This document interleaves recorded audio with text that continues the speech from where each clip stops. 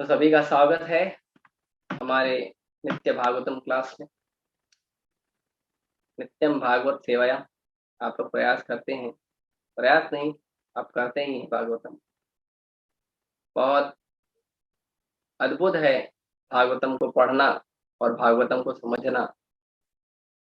और जो व्यक्ति भागवतम को पढ़ता है भगवान के, और जो भगवान के भक्तों के द्वारा दिए गए जो शास्त्र हैं उनको जो व्यक्ति पढ़ता है वही व्यक्ति इस बात को समझ सकता है जो बात आज कही गई है। ये साधारण बात नहीं है कि यहाँ पे कहा गया है भगवान पे अनुग्रह करना। तो यहाँ पे जो शब्द उपयोग किया गया है भगवान पे अनुग्रह करना, पहली बात तो ये बात कोई सोच नहीं सकता है ना। कुछ लोग सोचते होंगे कि हम भी भगवान पे एहसान करते हैं। जैसे कई बार लोग जो हैं मंदिर आते हैं तो ये सोच के आते हैं कि हमारे पास टाइम है इसलिए हम भगवान के पास आए, हमारे को समय मिला है इसलिए। कई बार लोग मंदिर आते हैं, मैं उनको पूछता हूँ आप रेगुलर मंदिर आते हैं? नहीं, रेगुलर नहीं आते हैं। 22 साल पहले एक बार आया था, अभी समय मिला है तो अभी आया हूँ। 22 साल बाद उसको समय मिला। इतने सुंदर मधुर पूर्ण पुरुषोत्तम भगवान श्री श्री राधा रास बिहारी का दर्शन कर, उनको लगता है हम भगवान पे एहसान कर, भगवान पे अनुग्रह कर रहे हैं।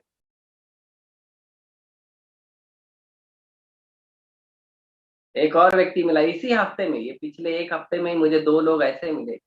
एक ने कहा 22 साल पहले आया था, एक ने कहा 28 साल पहले आया। बताइए। और कुछ लोग हैं समाज में जो ऐसा समझते हैं कि हम भगवान के मंदिर में डोनेशन देते हैं तो हम भी भगवान पे अनुग्रह करते हैं। अरे हम डोनेशन नहीं देंगे तो भगवान के लिए भोग कैसे बनेगा? हम डोनेशन नहीं देंगे तो भगवान का श्रृंगार कैसे होगा? हम डोनेशन नहीं देंगे, ये जो भगवान की सेवा करने वाले जो भगवान के सेवक हैं, भगवान के दास हैं, इनका पेट कैसे भरेगा?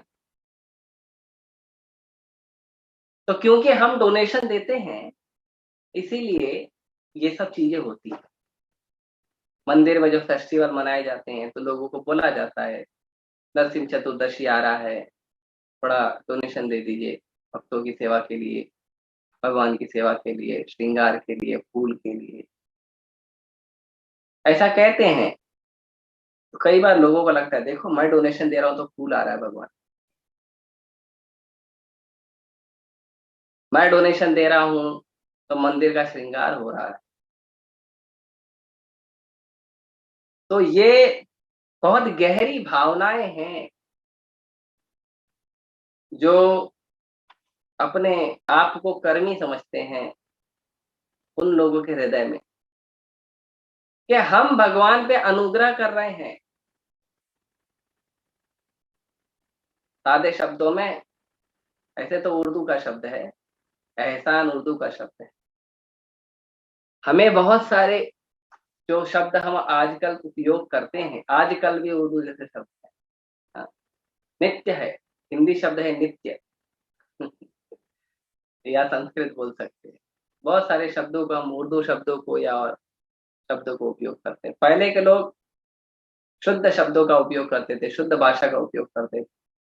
अभी तो इतना कोकटेल हो गया है, आदमी जब बात करता है तो बात करते समय बोलता है हिंदी, तड़का उर्दू का, इंग्लिश का, कोई गुजराती मराठी है तो उसका भी दो चार दाना उसमें डाल देता है। शुद्धता तो किसी में नहीं रह गई, आदमी में तो छोड़ो, आदमी के शब्दों में भी नहीं। तो लोगों को लगता है हम भगवान पे एहसान कर रहे हैं, उपकार कर रहे हैं कि हम देते हैं। इसीलिए कई बार लोगों को जब बोला जाए, कई बार लोगों को पता चलता है कि अरे वो वो व्यक्ति है, वो देखो उसका बेटा जो है ब्रह्मचारी बन गया। अरे ब्रह्मचारी बन गया, ब्रह्मचारी क्यों बन गया? अरे भजन करना है करो, घर में रहो, मंदिर में डोनेशन दे दो। ब्रह्मचारी क्यों बन गया? क्या जरूरत है ब्रह्मचारी बनने का? अरे काम धाम करेगा, काम चोर है क्या ब्रह्मचारी बन गया? कुछ काम धाम नहीं है क्या? कहीं काम नहीं मिला ब्रह्मचारी बन गया। और जब पता चलता है नहीं नहीं काम धाम था, उसका अच्छा खासा पगार वगार था, 50,000 लाख रुपया उसका पगार था, वो मूर्ख है वो। अरे लाख रुपया पगार होती, हाँ, 10-20 हजार मंदिर में डोनेशन देता, बाकी अपना घर खर्चा चलाता, अपना शादी ब्याह करता, बच्चे पैदा करता। कहाँ जाके बाबा बन के बैठा है?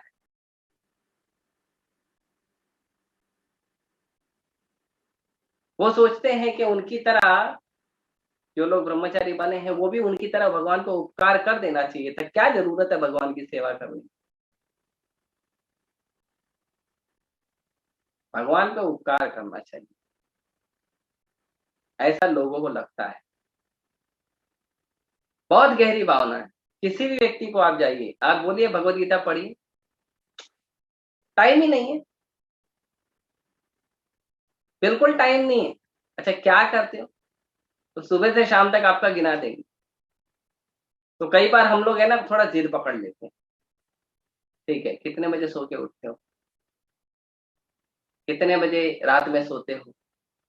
ऑफिस का टाइम कितना है, कॉलेज का टाइम कितना है, कितना घंटा पढ़ाई करते हो, कितना घंटा जॉब करते हो, कितना घंटा ट्रैवलिंग करते हो, एक एक मिनट का हम लोग हिसाब निकालते हैं। तब पता चलता है 4 से 5 घंटा फ्री रहता है उनके जीवन में, हर व्यक्ति का।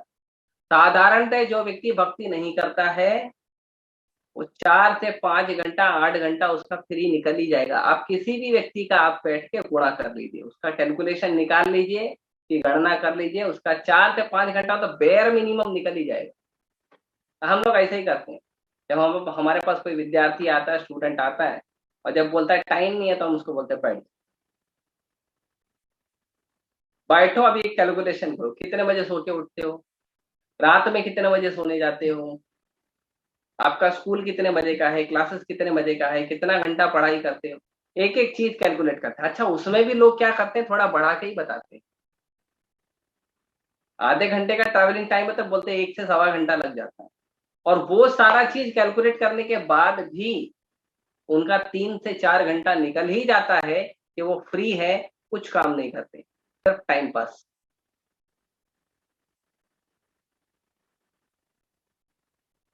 हमें अपने भी जीवन में सोचना चाहिए, ऐसा नहीं कि दूसरों का ऐसा है।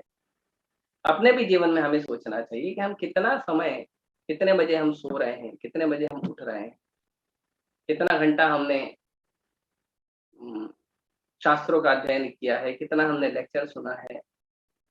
सेल्फ इवेल्युएशन होना चाहिए, अपना भी पता चले। सच बता रहा हूँ कि हमको भी पता चल जाएगा कितना चोरी करते हैं आप भक्ति में। हाँ, ये मिल जाएगा, कोशिश करिए, तो मिलता है ये। तो लेकिन जब उनको बोलो भगवत गीता पढ़ो, ये टाइम, फिर जब निकालते हैं तो 5 घंटा किधर जाता है भाई तुम्हारा? 5 घंटा, अरे हाँ, किधर जाता है? फिर याद आता है फेसबुक, व्हाट्सएप, ट्विटर, अभी तो इतने सोशल मीडिया अकाउंट हो गए हैं, कोई हिसाब ही नहीं। रील पे रील हो रही है, रील पे रील बनाते हैं, बहुत टाइम पास, बहुत समय बर्बाद करते हैं। लेकिन समय का उपयोग करना, ये मनुष्य शरीर मिला है, इस मनुष्य शरीर को समझना, जानना, इस मनुष्य शरीर में जो हमको मनुष्य जीवन मिला है, उसको सही से उपयोग करने के लिए शास्त्रों से मार्गदर्शन लेना, इसके लिए कोई समय नहीं दे रहा। और उसके लिए कहा जाए तो उनको लगता है कि हम एहसान कर रहे हैं, 5 मिनट गीता पढ़े। कभी कभी उनको पूछो, अरे कभी कभी भगवान का नाम भी जपते, अरे हम करते हैं ना, अरे हम भजन करते हैं, रोज सुबह करते हैं, कितना 2 मिनट करते हैं ना भजन। सुबह घर से निकलने के पहले भगवान को 2 मिनट प्रणाम करते हैं, और 2 मिनट के अंदर पूरा हनुमान चालीसा बोलते हैं और निकल जाते हैं। 2 मिनट, 2 मिनट भगवान को देते हैं, भजन करते हैं वो। तो बताते हैं हम करते हैं, आप ऐसा मत बोलिए हम आपके तरह नहीं कर सकते हैं, लेकिन हम करते हैं। रोज सुबह 2 मिनट, रोज रात को 2 मिनट, 2 मिनट में पूरी हनुमान चालीसा बोलते हैं। ये परिस्थिति, वो समझते हैं कि हम भगवान पे अनुग्रह कर रहे हैं। यहाँ देखिए, भगवान के मानस पुत्र, ब्रह्मा जी के मानस पुत्र, ब्रह्मा जी ने सृष्टि उत्पन्न करने के लिए नारद जी को प्रकट किया। नारद जी बोले आई एम नॉट इंटरेस्टेड, मैं ब्रह्मचारी बनना चाहता हूँ। तो ब्रह्मा जी बोले ठीक है, कोई बच्चा ब्रह्मचारी बना तो क्या दिक्कत, आपकी इच्छा, जाओ। फिर उन्होंने 4 पुत्रों को प्रकट किया, सनक, सनातन, सनंदन, सनत कुमार। 4 पुत्रों को उत्पन्न किया। उनको बोला तुम सृष्टि करो। तो उन्होंने पूछा मेरा हमारे बड़े भाई ने क्या किया था, बोले वो तो ब्रह्मचारी बन गया, इस्कॉन ज्वाइन कर लिया, तो हम भी ज्वाइन करेंगे।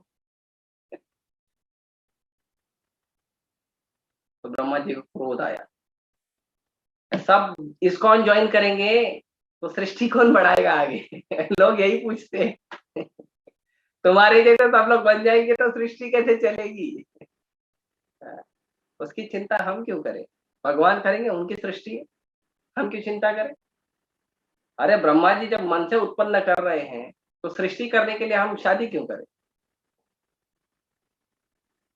जिसकी इच्छा है भगवान की सेवा करने का वो जाए सेवा करे, सृष्टि कैसे चलेगी और भगवान का टेंशन, भगवान करेंगे, मैनेज करेंगे। तो ब्रह्मा जी के जो मानस पुत्र हैं चतुर कुमार, इतने इलेवेटेड सोल हैं, छोटे छोटे से हैं, बहुत सृष्टि के आदि में प्रकट हुए हैं, इतने ज्ञानी हैं, भरपूर उनके पास ज्ञान भरा पड़ा है। आप देखेंगे पृथु महाराज के प्रसंग में भी आप देखेंगे, तो पृथु महाराज को वो ज्ञान देने आए थे, पृथु महाराज को बताने आए थे, भागवत चर्चा करने आए थे, तो उसमें भी उनका वर्णन आता, इतने ज्ञानी लोग ये क्या कहते हैं भगवान के बारे में। अच्छा, ये प्रसंग क्यों उठा है, ये प्रसंग उठा है इस कारण से कि भगवान बोलते हैं, इसी सीरीज में श्लोक संख्या 12 में भगवान बोलते हैं कि मेरे सेवकों ने अपने स्वामी के मनोभाव को नहीं जानते हुए आपके प्रति अपराध किया। क्या है स्वामी का मनोभाव, स्वामी का मनोभाव है, भगवान का मनोभाव है गो ब्राह्मण हिताय च। भगवान कृष्ण का मनोभाव क्या है, भगवान हमेशा गायों के प्रति, ब्राह्मणों के प्रति बहुत कृतज्ञ रहते हैं, बहुत सम्मान करते हैं भगवान, गायों का, ब्राह्मणों का, वैष्णव का, अपने भक्तों का। इसके लिए भगवान बोलते हैं कि आप लोग ये तो छोड़ दो कि मैं अपने भक्तों को प्रेम करता हूं, ये बात तो साइड कर दो। भक्तैर भक्त जन प्रिय, अरे भक्त का जो भक्त है उसका, वो भी आदमी ने किसी को बोल दिया है कि ये मेरा आदमी है, वो भी मुझे प्रिय है।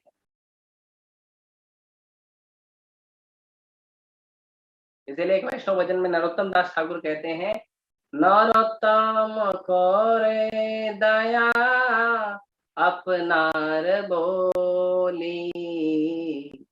नरोत्तम दास ठाकुर कहते हैं एक बार आप मुझे बोल दो कि तुम मेरे हो, बस मेरा काम हो गया। क्यों हो गया, क्योंकि भगवान बोलते हैं भक्तर भक्त जना प्रिय, भगवान बोलते हैं मेरे भक्त के भक्त का जो जन है, जो व्यक्ति है जिसको उन्होंने अपना बोला है, वो भी मुझे प्रिय है। ये भगवान का मनोभाव। इसीलिए बहुत सतर्क रहना चाहिए जब हम वैष्णव से डीलिंग करते हैं, जब भगवान के भक्तों से डीलिंग, बड़ा सतर्क होके हमें रहना चाहिए। हाँ, हंसी मजाक होना चाहिए, प्रेम संबंध होना चाहिए। हाँ, ददाति प्रतिगृह्णाति गुह्यम आख्याति पृच्छति भुंक्ते भोजायते चैव, ये सब होना चाहिए, 6 के 6 लक्षण होने चाहिए। लेकिन उसके साथ साथ सतर्कता भी होनी चाहिए, क्योंकि जिस व्यक्ति के से हम व्यवहार कर रहे हैं, वो व्यक्ति सेंसिटिव हो या ना हो, भगवान के जिस भक्त से हम आदान प्रदान कर रहे हैं, वो भक्त सेंसिटिव हो या ना हो, भगवान सेंसिटिव रहते हैं। अम्बरीश महाराज ने अपराध माना नहीं था, दुर्वासा मुनि, भगवान ने माना। जो दुर्योधन ने इतने उत्पात किए थे, युधिष्ठिर महाराज ने उसको अपराध नहीं दिया था, बोले अरे मेरे ही कर्म होंगे, भगवान को बर्दाश्त नहीं। 18 दिन में समाप्त कर दिया, 100 के 100 कौरवों को, उनकी 11 अक्षौणी सेना को, नारायणी सेना भी उसी में थी। भगवान को बर्दाश्त नहीं होता, भगवान बहुत सेंसिटिव अपने भक्तों को लेकर, ब्राह्मणों को लेकर, वैष्णवों को लेकर और गायों को लेकर, बहुत सेंसिटिव, इसके लिए बहुत ध्यान रखना चाहिए। तो इसीलिए कहते हैं कि मेरे जो ये सेवक हैं, इन्होंने अपने स्वामी का मनोभाव नहीं जाना और आप जैसे ब्राह्मणों के प्रति अपराध किया। आगे कहते हैं, इसलिए मैं इसे अपने प्रति किया गया अनुग्रह मानूंगा कि यदि आप यह आदेश दें कि वे मेरे पास शीघ्र ही लौट आए तथा मेरे धाम से उनका निर्वासन काल शीघ्र समाप्त हो जाए। तो जब जय विजय को श्राप दिया गया, तो श्राप मिलने के बाद जब भगवान आए और भगवान की जो सुंदर मधुर जो छवि है, उस छवि को बस जैसे पी रहे हों चतुर कुमार, और क्रोध और जो ये सब चीजें थी, उसके बावजूद इतना आनंद से उनका हृदय भर गया भगवान का सुंदर मधुर दर्शन करके। भगवान ने फिर समय ये बात बोली कि मेरे जो सेवक हैं, आप लोग ब्राह्मण हैं, आप लोग का सम्मान करना चाहिए था, लेकिन मेरे सेवकों ने नहीं किया, तो मेरे सेवकों को जो दंड दिया गया है मैं उसको काटूंगा नहीं। भगवान तो सर्वसमर्थ है, भगवान क्यों नहीं काट सकते? ठीक है, भगवान को लीला करनी है, भगवान को प्रकट होना है, वराह रूप में, नरसिंह रूप में, राम रूप में, कृष्ण रूप में भगवान को प्रकट होना है, लीला करनी है। तो भगवान ने बोला ठीक है, ये भगवान का ही मनोभाव था, भगवान का ही इच्छा था जो उनको श्राप मिला। लेकिन भगवान कह रहे हैं, यहाँ पे भगवान दर्शा रहे हैं, बता रहे हैं जैसे कि भले मेरे भक्तों ने गलती किया है, try to minimise the punishment, भले मेरे भक्तों ने अपराध किया है, प्रयास करिए कि उन भक्तों को कम से कम सजा दी जाए।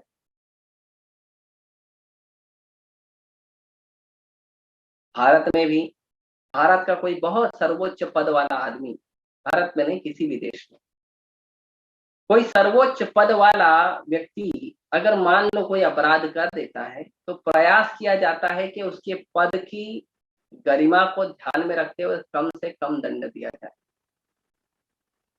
इसीलिए जो दंड का प्रावधान है, उस प्रावधान है कि यदि किसी ब्राह्मण ने कोई अपराध किया है, कोई गलत काम किया है, तो ब्राह्मणों को उनको सम्मान न देकर उनको दंड देते मन से। ब्राह्मण आया है, आप बस उसको सम्मान मत, मन से। क्षत्रियों को उनके अभिमान को तोड़कर दंड दिया जाता है, उनका अपमान करके शब्दों से। वैश्यों को दंड दिया जाता है पैसे, उनको पेनल्टी टैक्स लगाइए। और शूद्रों को शारीरिक पीड़ा देकर दंड दिया जाता है। ये दंड के नियम। इस प्रकार दंड लेने से समाज की व्यवस्था आगे बनी रहती। अब तो सब मिक्स कर दिया है, सब जितना पता है, दाल चावल पनीर गुलाब जामुन हलवा सब मिक्स कर दिया। महाप्रसाद खाओ जगन्नाथ जी का। जगन्नाथ जी का महाप्रसाद तो स्वादिष्ट लगता भी है, लेकिन पूरी वर्ण व्यवस्था को इन्होंने मिक्सचर भेल बना दिया। इसीलिए पूरी वर्ण व्यवस्था खराब हो गई है, इसीलिए समाज में उत्पात दिख रहा है, ध्यान ही नहीं दिया जाता। लेकिन भगवान ध्यान देते हैं अपने भक्तों की। इसीलिए प्रभुपाद जी कहते हैं, यदि हमारे उंगली में थोड़ी सी चोट लगी है तो हमें यह समझना चाहिए हमारा गला कटने वाला था, भगवान के अनुग्रह से, भगवान की कृपा से हमारी उंगली में चोट आई। हमें बड़े बड़े कष्ट मिलने वाले थे, लेकिन भगवान की कृपा हो गई कि ये कष्ट हमारा मिनिमम हो गया।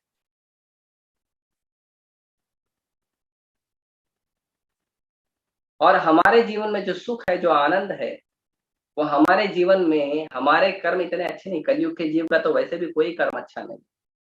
वैसे हमारे जीवन में इतने अच्छे कर्म नहीं है कि हमारे जीवन में जो सुख और जो आनंद आया है वो आना चाहिए। परंतु परम भगवान इतने दयालु हैं कि उनकी कृपा से हमारे जीवन में सुख और आनंद आ रहा है। इस बात का ध्यान रखना चाहिए। यहाँ पे परम भगवान स्वयं बोल रहे हैं कि गलती किया है, मैं मानता हूं गलती किया है और दंड भी मिलना चाहिए, पर प्रयास करो कि पनिशमेंट कम हो। हाँ, थोड़ी सी पनिशमेंट हो, ज्यादा पनिशमेंट मत दीजिए। इसीलिए जय विजय को ऑप्शन दिया गया, 7 जन्म हितैषी बनकर रहिए या 3 जन्म द्वेषी बनकर रहिए। यदि हितैषी बनकर जीना है, भक्त बनकर ये सब करके जीना है, तो 7 जन्म, और नहीं तो 3 जन्म में असुर बनो और वापस आ जाओ। भगवान के भक्तों ने असुर बनना स्वीकार किया और निवेदन किया भगवान के चरणों में कि आपके चरण का स्मरण न भूले। ये भक्तों का भाव होना चाहिए कि किसी भी परिस्थिति में, कोई भी हमारे जीवन में समस्या परिस्थिति कुछ भी आया हो, हमारे जीवन में हमें कृष्ण के चरण का स्मरण ना हो, ऐसा कोई दिन ना हो, ऐसा कोई क्षण ना हो। इसके लिए भक्ति का जो निचोड़ है, वो निचोड़ है always remember Krishna, never forget Krishna. सदैव कृष्ण का स्मरण करें, कृष्ण को कभी ना भूलें, ये निचोड़ है। तो हम अच्छे से जप कर रहे हैं या नहीं, अच्छे से शास्त्र का अध्ययन कर रहे हैं या नहीं, भक्तों का संग ठीक से कर रहे हैं या नहीं, हम मंदिर जाकर भगवान का दर्शन ठीक से कर रहे हैं या नहीं, क्या कर रहे हैं क्या नहीं कर रहे हैं, भक्ति के कार्यों को हम कितना अच्छे से कर रहे हैं और कितनी उसमें कमी है। पैरामीटर यही है, चेक कर लीजिए कि हम कृष्ण को कितना स्मरण कर पा रहे हैं और कितना कृष्ण हमारे स्मरण में नहीं आ रहे। जो भी काम हम करते हैं हमारे दिन भर में 24 घंटे में, हमको सोचना चाहिए।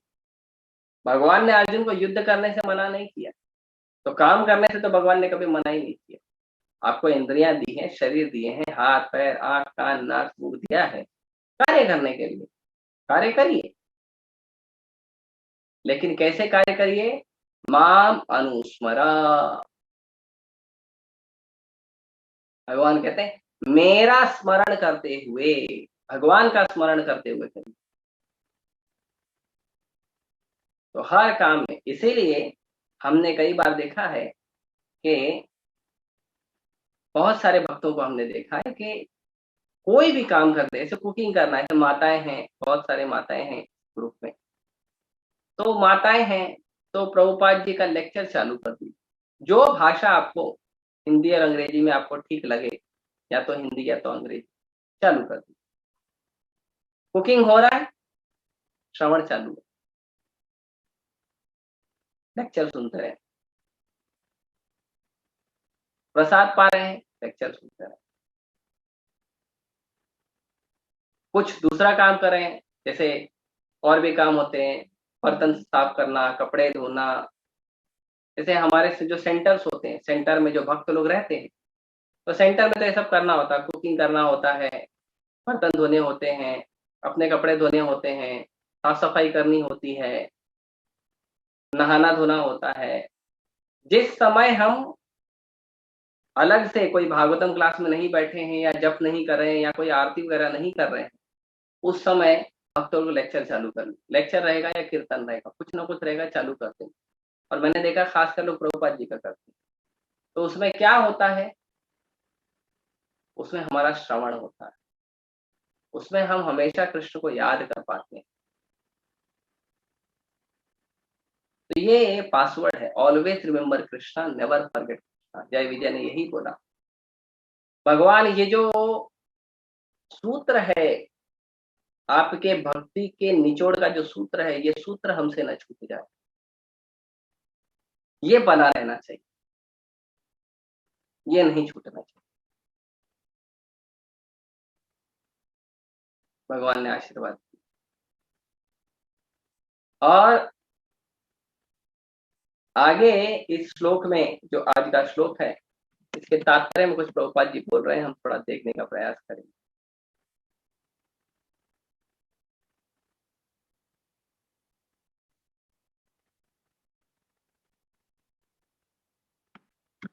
तो प्रभुपाद जी यहाँ पे बात कर रहे हैं योगियों की, ज्ञानियों की, ध्यानियों की और भक्तों की। यहाँ पे जो चतुर कुमार कह रहे हैं, तो चतुर कुमार क्या कह रहे हैं कि हे भगवान, आपकी कृपा से, आपके अनुग्रह से क्या होता है, योगी जन या जो अध्यात्मवादी हैं, वो भौतिक इच्छाओं को छोड़ पाते हैं। इसीलिए कई बार कहा जाता है ना, 4 नियम पालन करो, ये हो जाएगा प्रभु जी, 16 माला जब हो जाएगा प्रभु जी। बोलते तो ऐसे ऐसे गुलाब जामुन दिया खाने, ऐसा नहीं है, भगवान के अनुग्रह के बिना नहीं कर सकते। 4 नियम पालन करना है, ठीक है, 24 घंटे के लिए नहीं करना है, कम से कम एक जन्म के लिए करना है। 16 माला करना है 24 घंटे के लिए नहीं है, कम से कम एक जन्म 24 घंटे में 16 माला करनी है, एकादशी में 25 करनी है, और जब जब हमें समय मिले और बढ़ानी। तो ये जो पैरामीटर है, 4 नियम पालन करना, 16 माला जप करना, इससे हमारी भौतिक इच्छाएं धीरे धीरे कम होती है, भक्तों का संग करना, भगवान को भोग लगा के प्रसाद पाना, तपस्या यही है। तपस्या नहीं है योगियों की तरह, ध्यानियों की तरह, हाँ, चले जाए हिमालय पे, एक जीना सा कपड़ा पहन के वहां पे बैठे बर्फ के ऊपर और ध्यान करें भगवान के श्री चरणों को, ये तपस्या नहीं है। कलयुग में लोग कर भी नहीं पाएंगे। ठंडी होती है तो 3 से 4 स्वेटर पहन लेते हैं, आप जाएंगे नॉर्थ में तो देखेंगे लिटरली लोग 3 से 4 स्वेटर पहनते हैं। और गर्मी आएगी तो एकदम लू तप रही है, परेशान हो जाते हैं गर्मी से, एसी चाहिए, कूलर चाहिए। तो जो ठंडी और गर्मी को थोड़ा सा एडजस्टमेंट जो भगवान करते हैं, उसको नहीं सह सकते हैं, तो हिमालय पे जाके बर्फ पे तपस्या कैसे करेंगे? तो वो संभव नहीं है, वो तपस्या मत करिए। वो तपस्या करने के लिए भी भगवान का अनुग्रह चाहिए, ये योगी लोग करते हैं, योगी लोग, ध्यानी लोग, कर्मी लोग भी यही करते हैं। कर्मी लोगों को देवताओं का अनुग्रह चाहिए रहता है। भगवान ने भगवत गीता में बताया कि लोग देवताओं के पास क्यों जाते हैं। हम्म? अन्य देवता क्यों जाते हैं? कामस्तैस्तैर्हृत ज्ञाना, काम के प्रभाव में पढ़कर, इच्छाओं के प्रभाव में पढ़कर क्या करते हैं? प्रपद्यन्ते अन्य देवता। अन्य देवता मतलब मुझे छोड़ के बाकी जगह पे जाते हैं। आप देखेंगे मुंबई में तो काफी फेमस है, बहुत सारे देवी देवता, हनुमान जी हैं, गणेश जी हैं, और भी छोटे मोटे बाबा वाबा भी आ गए हैं आजकल भगवान के कंपटीशन में, जानते होंगे आप लोग। तो छोटी छोटी भौतिक इच्छाएं पूरी करने का प्रयास करते हैं कर्मी लोग। ये इच्छा है, ये इच्छा है, ये इच्छा है, ये इच्छा है, बहुत सारी इच्छाएं। मंदिर आते हैं तो पहले घर पे, मंदिर आने के पहले घर पे बैठ के 2 घंटा बैठ के पहले लिस्ट बनाते हैं। भगवान के सामने आते हैं ऐसे लिस्ट खोल देते हैं, उनके वो लिस्ट यहाँ से लेके पैर तक पहुंच, और पढ़ते हैं खड़े होके पूरा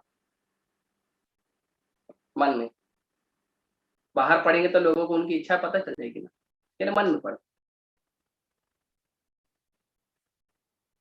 बहुत सारी इच्छा है। और जब इच्छा हो गई पढ़ के, फिर उसके बाद देखते हैं भगवान का दर्शन हो रहा है या नहीं।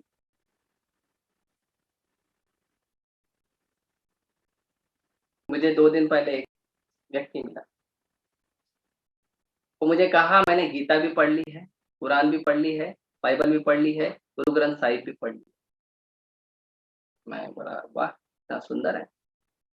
सारे अलग अलग तरीके भगवान तक पहुंचने के सब पढ़ लिया। मैं बोला कंक्लूजन क्या है? बोला कंक्लूजन ये है कि जो रूप है ना कृष्ण का, ये भगवान नहीं।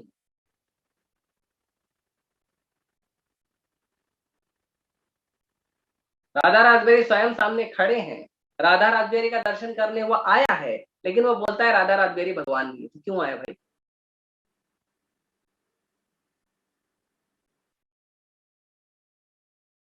ये दुर्गति है लोग। क्यों ये दुर्गति है? क्योंकि भगवत गीता के 4 अध्याय के 34 नंबर श्लोक के तात्पर्य में प्रभुपाद जी लिखते हैं, independent study of the books can not help us. अपने मन से केवल पुस्तक पढ़ने से काम नहीं चलेगा। पुस्तक पढ़िए, और पुस्तक पढ़ने के बाद ये समझिए कि मैं नहीं समझ सकता, मुझे किसी के मार्गदर्शन की आवश्यकता है, और भगवान के अनुग्रह की आवश्यकता है।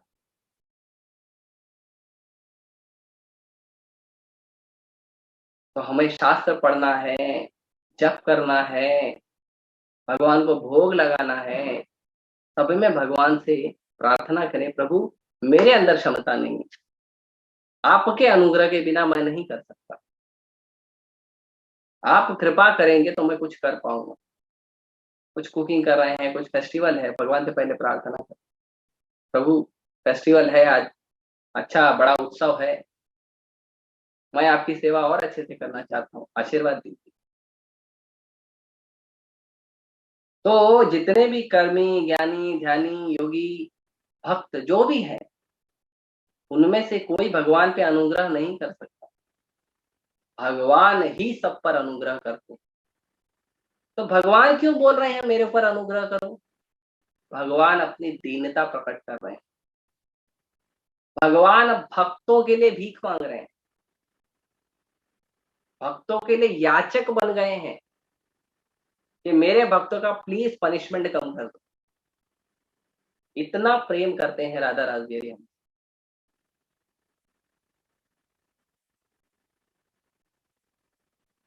इसीलिए चतुर कुमार ने कहा, हे प्रभु हमारी क्या क्षमता है, अनुग्रह तो आप करने वाले हैं, और कौन है पूरे सृष्टि में जो आप पर अनुग्रह कर सके? ऐसा कोई नहीं है, कोई नहीं है जो भगवान को फेवर कर सके, भगवान को आशीर्वाद दे सके, भगवान को कृपा कर सके। अगर वो करने का भाव भी है तो भगवान को पुत्र के रूप में प्राप्त करके सेवा कर सकते हैं, कुछ लीलाओं के लिए। जैसे घर में विग्रह होते हैं तो भगवान की सेवा कर सकते हैं। और उस सेवा से भगवान प्रसन्न होते हैं। भगवान उसको अपना अनुग्रह समझ, मेरे ऊपर अनुग्रह हो रहा है ऐसा समझते हैं। पर हमें नहीं सोचना चाहिए हम भगवान पर अनुग्रह कर रहे हैं, हम भगवान को कृपा कर रहे हैं, हम भोग लगा रहे हैं, हम भगवान को श्रृंगार कर रहे हैं। ये अच्छा भाव नहीं। भगवान आए हैं हम पर अनुग्रह करने, मैं थोड़ी सेवा कर दूं तो थोड़ी कृपा मिल जाएगी, भाव ये होना चाहिए। इसीलिए जितने भी योगी है, ध्यानी है, ज्ञानी है, सबका अलग अलग डेस्टिनेशन, लेकिन असली डेस्टिनेशन है भगवान के भक्तों। भगवान के भक्त उसी करुणा अवतार, उसी करुणा पुरुष भगवान को प्राप्त करना चाहते हैं ताकि उनकी सेवा कर। योगियों की तरह स्वच्छंद आकाश में समा नहीं जाना चाहते हैं। ध्यानियों की तरह, ज्ञानियों की तरह भगवान के ज्ञान को प्राप्त करना, ध्यानियों की तरह भगवान का जो चतुर्भुज रूप है, विष्णु रूप है, केवल उसको एक झलक देखने के लिए प्रयास नहीं करते हैं, भक्त भगवान की सेवा। इसीलिए एक लेक्चर में परम पूज्य गोपाल कृष्ण गोसाई महाराज कहते हैं कि भगवान के जो भक्त हैं वो भगवान को सेवा के द्वारा देखते हैं। यदि मुझे सेवा प्राप्त हुई है मतलब भगवान का मुझ पर अनुग्रह है, भगवान का मुझ पर कृपा है। यदि सेवा नहीं मिली है मतलब कहीं ना कहीं मेरे अंदर कमी है, प्रार्थना करने की जरूरत।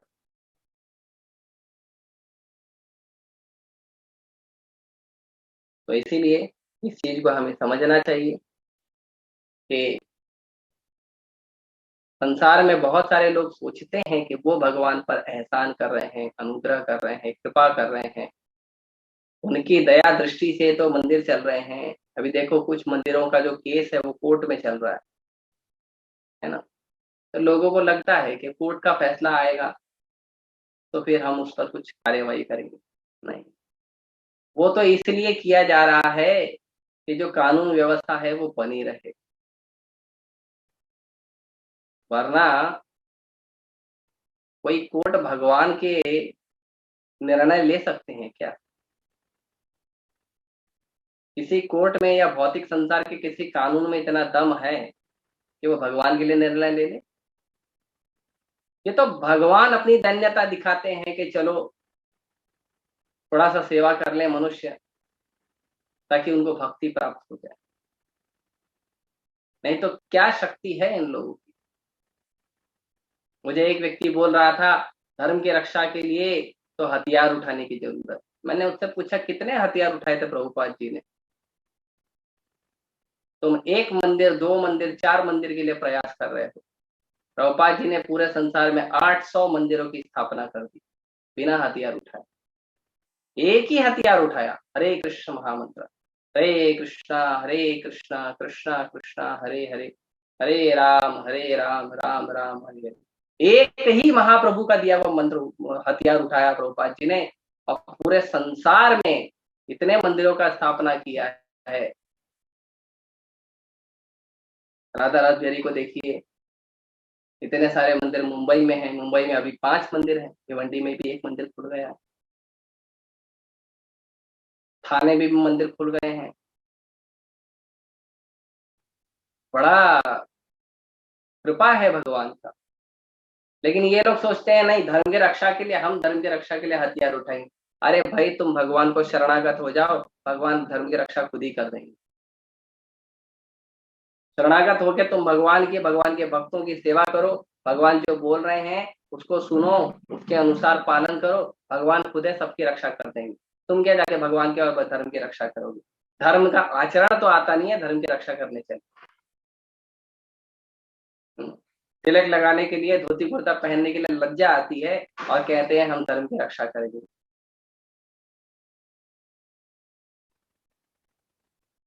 बोलो मंदिर जाने के लिए, रोज जाके मंदिर जाने के लिए, हरे कृष्ण मंत्र जप करने के लिए, भगवत गीता पढ़ने बोलिए तो लज्जा आती है और बोलते हैं, यही लोग हैं बोलते हैं हम भगवान का अनुग्रह करेंगे। तुम क्या भगवान पे कृपा करोगे? अरे थोड़ा सा जो बंदर की तरफ कूद रहे हो ना भगवान का नाम लेके, उससे तुमको थोड़ी बहुत कृपा मिल जाएगी। तो ये हमें बहुत बहुत ज्यादा महत्वपूर्ण है ये शब्द अनुग्रह। कि कौन किस पे कर रहा है। साधारण भौतिकवादी लोग समझते हैं कि हम भगवान पे कर रहे हैं, लेकिन भक्तों को क्लियर होना चाहिए ये बात। एक तो मेरा थोड़ा छोटा सा जो जन्म है, 30 साल 40 साल 50 साल, बहुत ज्यादा 60 70 साल का है, उस पे हम भगवान पे कुछ अनुग्रह कर सकते, भगवान पे कुछ दया दिखा सकते हैं। हमारे जैसे न जाने कितने समय के वेग में आए और समाप्त भी हो गए। यदि कुछ कर सकते हैं हम अपने इस छोटे से जीवन काल में, तो भगवान के अनुग्रह के लिए प्रयास करें, भगवान के भक्तों से सीखें कि कैसे हमें भगवान का अनुग्रह प्राप्त होगा, भगवान की कृपा प्राप्त होगी, और उसे प्राप्त करके अपना जीवन सफल बनाएं और इस भौतिक जीवन से छुटकारा पाएं और भगवान के धाम जाएं। नहीं तो कुछ भी संभव नहीं। नहीं तो केवल एक ही चीज मिलेगी, दुख। सबसे पहला दुख जन्म, मृत्यु, बुढ़ापा, बीमारी, पहला दुख। और जब इस दुख के अंदर आओगे तो बाकी सारे उसके साथ फ्री दुख मिलेंगे। ये चार दुख जो है इसके लिए हम प्रयास करते हैं, इच्छा करते हैं, प्रयास करते हैं, ये चार दुख। और जैसे इन चार दुखों में आते हैं तो भगवान अनलिमिटेड दुख हमारे लिए फ्री कर देते, और उस अनलिमिटेड फ्री दुख के अंदर जब बहुत ज्यादा दुखी हो जाते हैं तब चिल्लाते हैं, तब भगवान को याद करते हैं। तो पहले तो हम अपने दुख से दूर होने के लिए भगवान से प्रार्थना करें, भजन करने के लिए प्रार्थना करें, अपनी भौतिक इच्छाएं समाप्त करने के लिए प्रार्थना करें, ताकि हम भगवान के धाम जा सकें, भक्ति कर सकें, खुद को शुद्ध कर सकें। ये प्रयास हो, ठीक है। मैंने अपनी छोटी बुद्धि से जो प्रयास किया, आज का इस पे कोई टीका टिप्पणी है, कोई प्रश्न है तो मार्गदर्शन। हरे कृष्ण।